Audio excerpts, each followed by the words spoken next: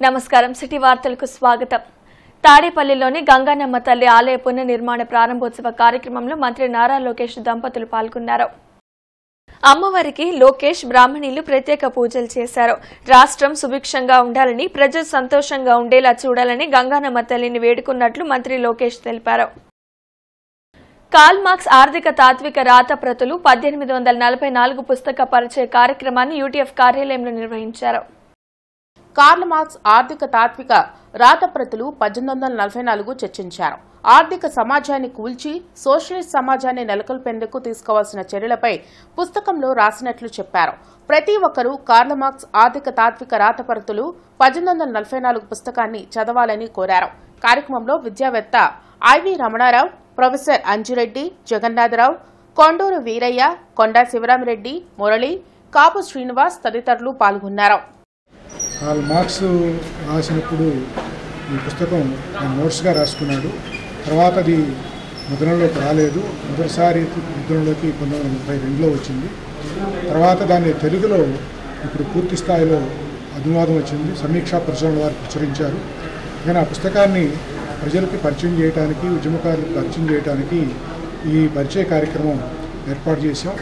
ఇందులో ప్రధాన పరిచయకులుగా ఐవి రమణరావు ఖమ్మం, అట్లానే అంజిరెడ్డి గారు యూనివర్సిటీ, నాగార్జున యూనివర్సిటీ ప్రొఫెసర్ గారు వాళ్ళిద్దరు పరిచయం చేస్తారు.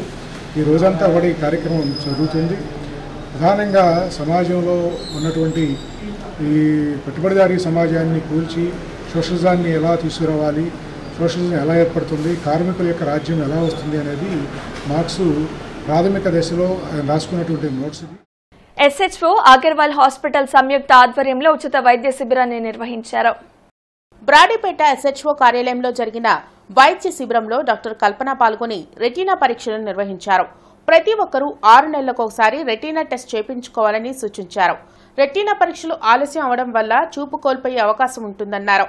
క్రమం తప్పకుండా కంటి పరీక్షలు చేయించుకొని కంటి చూపును కాపాడుకోవాలని కోరారు. ఎస్హెచ్ఓ వాళ్ళు డయాబెటిక్ రెటినోపతి స్క్రీనింగ్ క్యాంప్ నిర్వహించారు. ఈ క్యాంప్ యొక్క ముఖ్య ఉద్దేశం డయాబెటిక్ పేషెంట్స్ అందరూ రెగ్యులర్గా రెటీనా చెకప్ చేయించుకోవాలి.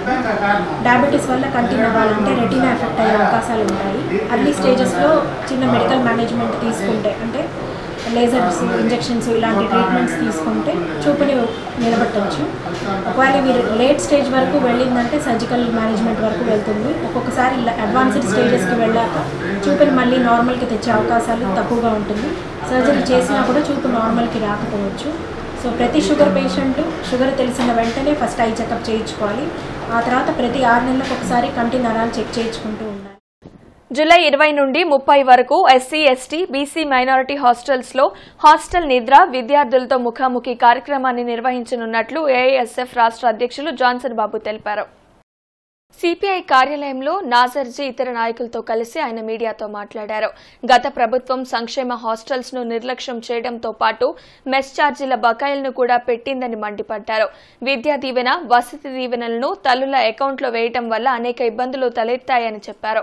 హాస్టల్స్ లో సమస్యలను తెలుసుకుని ఆగస్టు 6న కలెక్టరేట్ వద్ద నిరసన తెలిపి ఉన్నతాధికారుల దృష్టికి తీసుకువెళ్లనున్నట్లు జాన్సన్ బాబు వివరించారు.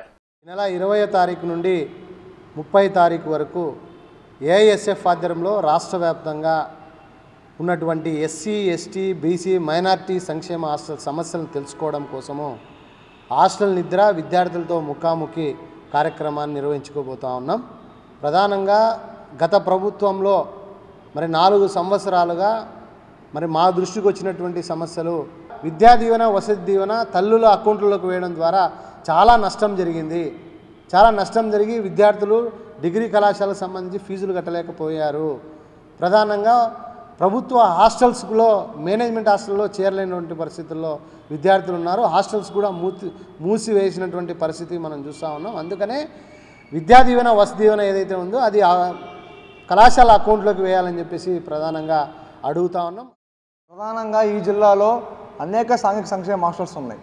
ఈరోజు 2-3 సంవత్సరాలుగా సాంఘిక సంక్షేమ అధికారులకి ఏఐఎస్ఎఫ్ జిల్లా సమితిగా నిరసన కార్యక్రమాల రూపంలో కానివ్వండి, అదేవిధంగా ఆందోళన కార్యక్రమాల రూపంలో కానివ్వండి, వింతపత్రాల రూపంలో కానివ్వండి, అయ్యా అద్దె భవనాల్లో చాలా మంది ఉన్నారు. 200-300 మంది కేవలం 2-3 ట్యాప్లే ఉన్నాయి. పూర్తి స్థాయిలో ఆడపిల్లల హాస్టల్స్లో కూడా బాత్రూమ్ లైట్లు లేని పరిస్థితి, ఫ్యాన్లు పనిచేయలేని పరిస్థితి. ప్రధానంగా ఇన్ఛార్జ్ వార్డెన్లు ఉన్నారు, పర్మనెంట్ వార్డెన్ లేరని చెప్పని ఏఐఎస్ఎఫ్ జిల్లా నాయకత్వంగా అనేకసార్లు డిమాండ్ చేసినా కూడా ఈ రాష్ట్ర ప్రభుత్వం కానీ ఆనాడున్న జిల్లా కలెక్టర్ కానివ్వండి, విద్యాశాఖ అధికారులు కానివ్వండి, సాంఘిక సంక్షేమ శాఖ అధికారులు కానివ్వండి ఎవరు పట్టించుకున్న పాపాన పోలేదు. కాబట్టి ఈ నెల పూర్తి స్థాయిలో విద్యార్థులకు సర్వే చేసి అధికారుల దృష్టికి తీసుకెళ్తాం. ప్రతి ఆదివారం జరిగే ఆరోగ్య సభలో డాక్టర్ నీలేంద్ర యశస్వి పాల్గొని జీర్ణ వ్యవస్థ సమస్యలపై అవగాహన కల్పించారు. అరండల్పేటలోని అవగాహన సంస్థ ఆధ్వర్యంలో జరిగిన ఆరోగ్య సభలో లివర్ జీర్ణకోశ వ్యాధులకు అందించే ఆధునిక చికిత్సలపై డాక్టర్ నీలేంద్ర యశస్వి అవగాహన కల్పించారు. గ్యాస్ట్రిక్ సమస్యలతో పాటు కామెర్లు, కాలేయ వ్యాధి, రక్తపు వాంతులు, hepatitis B and C, pancreatitis వ్యాధులు, మలబద్ధకం, విరోచనాలు, పిత్తాశయంలో రాళ్లు తదితర విషయాల అవగాహన కల్పించారు. జీర్ణకోశ సమస్యలపై అన్ని రకాల సందేహాలను నివృత్తి చేశారు. కార్యక్రమంలో కొండ శివరామరెడ్డి తదితరులు పాల్గొన్నారు.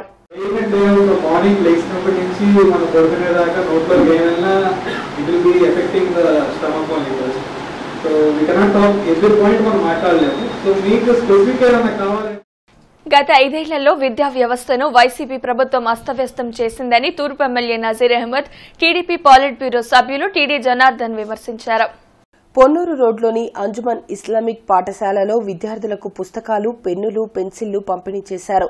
నసీర్ ఎమ్మెల్యేగా విజయం సాధించాక అభినందించేందుకు వచ్చేవారు బొకేలు, శాలువాలు తీసుకురావద్దని, పుస్తకాలు, పెన్నులు, పెన్సిళ్లు మాత్రమే తీసుకురావాలని పిలుపునిచ్చారు.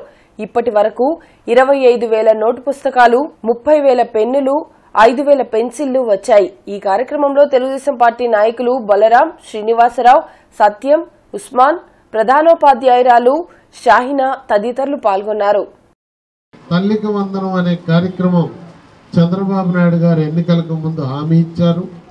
పూర్వ ప్రభుత్వం ఎంతమంది పిల్లలుంటే అంతమందికి ఇస్తానని చెప్పి మాటిచ్చి మాట తప్పి ప్రజల్ని మోసం చేసి, ప్రజలకి మోసం అర్థమైన తర్వాత ఇంటికి కూడా పంపించడం జరిగింది. అదే ఇప్పుడు చంద్రబాబు గారు ఎంతమంది పిల్లలు చదువుకుంటే అంతమందికి 15,000 ఇవ్వటం జరుగుతుంది. నిన్న మొన్న మనం సోషల్ మీడియాలో చూస్తే వాళ్ళకి కుక్కతోక వంకరని రోజు వంకర రాతలు రాస్తూ సాక్షి పేపర్కి అదే పని, ఛానల్కి అదే పని, ఆ లీడర్లకు అదే పని, వాళ్ళ సోషల్ మీడియాకి అదే పని.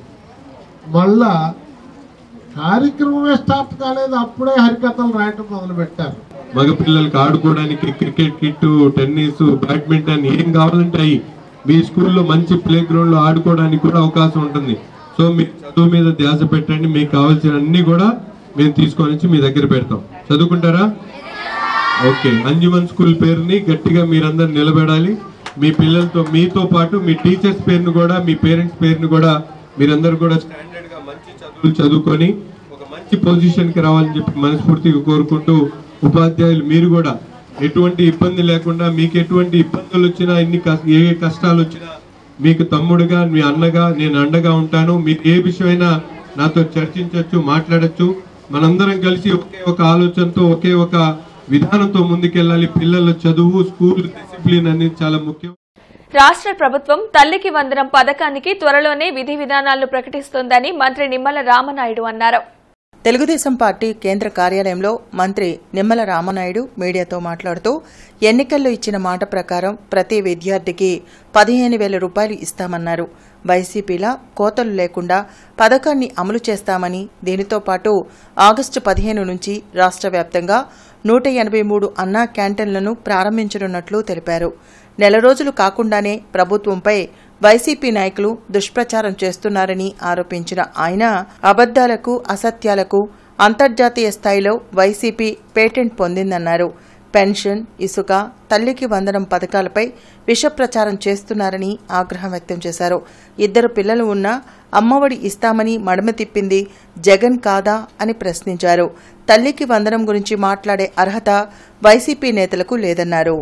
అబద్దాలకు, అసత్యాలకు ఈ ఆంధ్రప్రదేశ్ రాష్ట్రంలోనే కాదు ప్రపంచంలోనే పేటెంట్ హక్కు ఉన్నది వైఎస్ఆర్సీపీ పార్టీకి. ఏదైతే ఇంకా తల్లికి వందనం మీద ఇంకా మేము ఎటువంటి విధి విధానాలు ఇంకా రూపకల్పన చేసుకోనప్పటికీ, ఎందుకంటే ఇప్పుడు ఏదైతే జగన్మోహన్ రెడ్డి మాటిచ్చి మడమ తిప్పి అమ్మఒడి ఒకరికి ఇస్తూ ఉంటే ఎంతమంది పిల్లలకి ఇస్తూ ఉన్నారు? ఆ ఒక్కరికి కూడా ఎంతమందికి ఈ ప్రభుత్వం ఎగ్గొట్టింది? మేము ఏదైతే హామీ ఇచ్చినటువంటి ప్రకారం ఇద్దరు ఉంటే ఎంతమందికి, ముగ్గురికి ఇస్తే ఎంతమందికి, ఎంతమంది పిల్లలకి ఇస్తే ఎంత మనం బడ్జెట్లో మరి పెట్టాలి, ఇటువంటి వాటన్నిటినీ కూడా మేము ఇంకా విధి విధానాలు ఇవన్నీ కూడా ఆలోచన చేసి ఈ తల్లికి వందనం ఎప్పటి నుంచి ప్రారంభించాలి అనే దాని మీద ఇంకా మేము ఆలోచన చేస్తూ ఉంటే మరి ఈలోపుగానే తల్లికి వందనం మంగళం పాడినట్లుగా మరి వీళ్ళు విష ప్రచారానికి పూనుకోవడం అంటే చాలా చాలా సిగ్గుచేటు. ఈ వార్త ఇంతటితో సమాప్తం. నమస్కారం.